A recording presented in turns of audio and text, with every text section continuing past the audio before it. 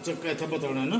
ठीक है ठीक है। तो 14 नंबर को ये पर्व छ ये खड़ा दिवल वाला अभी नाम लिखे दिन ताकि पंजीकरण समय पर उठे स्थान की मिल जाले और स्थान जाके दिक्कत नहीं हो ये प्रकार से समय पर नाम लिखो जरूरी है। अभी आप लिख सकते हैं जितना जल्दी नाम लिखेला वही प्रकार से आप लोगों का स्थान निर्धारित हो जाए।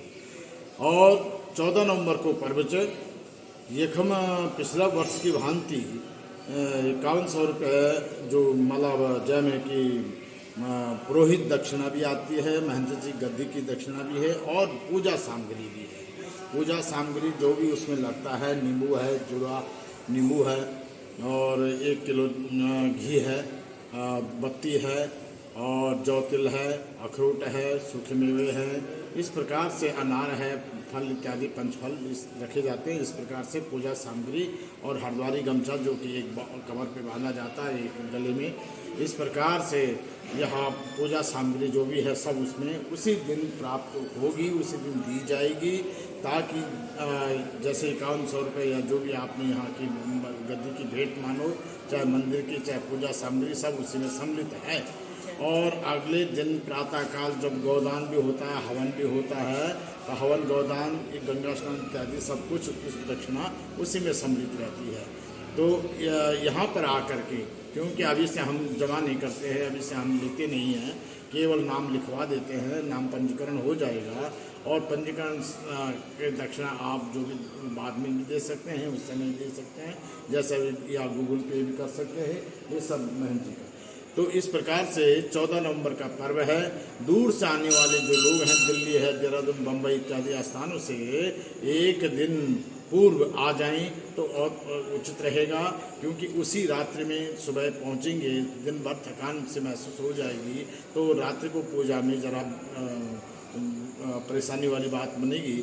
इसलिए जहाँ तक उचित है दूर से आने वाले जो भी लोग इसमें दंपति आएगी वो एक दिन पहले पहुँच जाएँ। मंदिर में खाने पीने रहने की सब व्यवस्था रहेगी।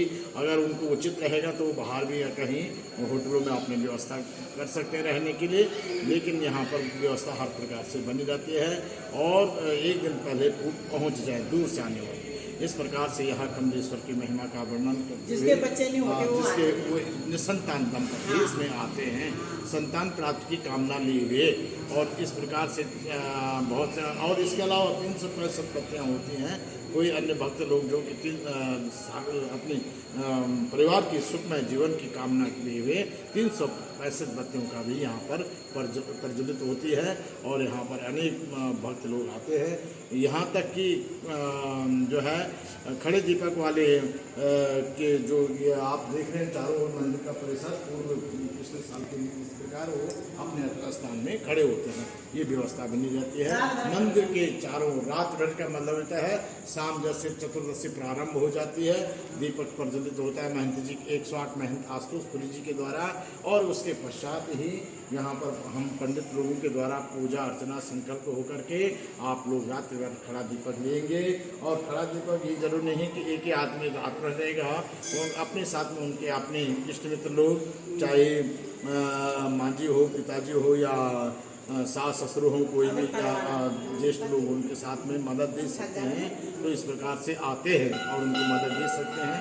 अगर दोनों लोग हैं तो दोनों लोग भी रात्रि बदल बदल के दिया हाथ में लेते रहेंगे, पंचाक्षर मंत्र का जाप करते रहेंगे और प्रातः काल भगवान की जो प्रातःकालीन बेला में आरती होती है, आरती 4 बजे होने के उपरांत उनको विधिवत या लाइन से धीरे धीरे महंत जी को दीप समर्पण करके और गंगा स्नान को जाना पड़ता है।